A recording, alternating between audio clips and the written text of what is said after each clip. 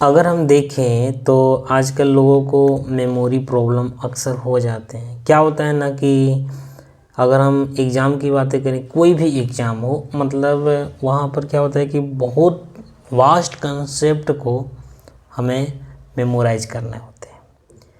अब क्या होता है कि बच्चे पढ़ते हैं, उसको याद भी करते हैं, लेकिन कुछ समय के बाद उसको भूल जाते हैं।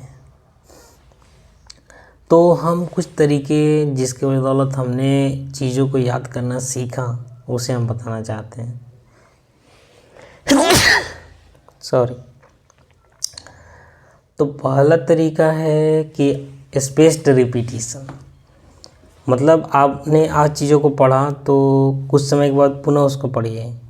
जैसे मान लीजिए कि 7 दिन के बाद हम कर रहे हैं, उसके बाद फिर 7 दिन के बाद पढ़िए, फिर 15 दिन के बाद पढ़िए, फिर 1 महीने के बाद पढ़िए। ऐसा करने से क्या होता है कि धीरे धीरे वो आपके अंदर कॉन्सेप्ट फीड होने लगता है। मतलब आपकी मेमोरी में वो बैठ जाता है परमानेंटली।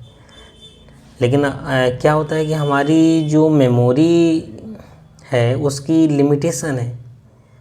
आप ऐसा नहीं कर सकते हैं कि एक बार पढ़ें और बस हो गया।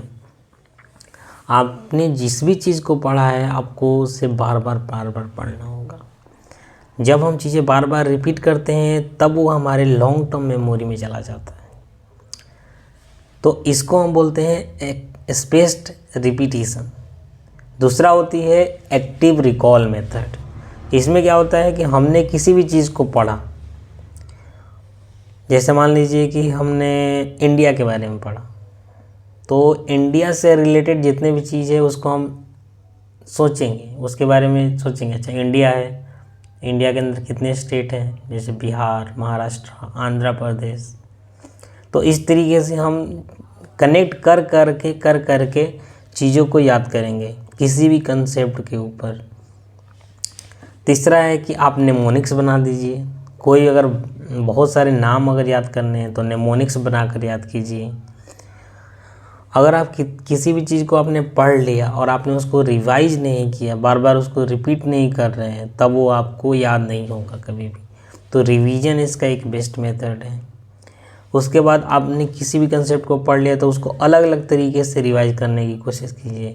जैसे कि मान लीजिए हमने क्विज किया तो क्विज के थ्रू कर लिए, प्रॉब्लम सॉल्व कर रहे हैं तो उसके थ्रू कर लिए, शॉर्ट नोट बना के रखे हुए हैं, उससे हमने जितने भी फॉर्मूले हैं, जितने भी मेजर कॉन्सेप्ट्स हैं, उनको आपने बार बार याद कर लिया।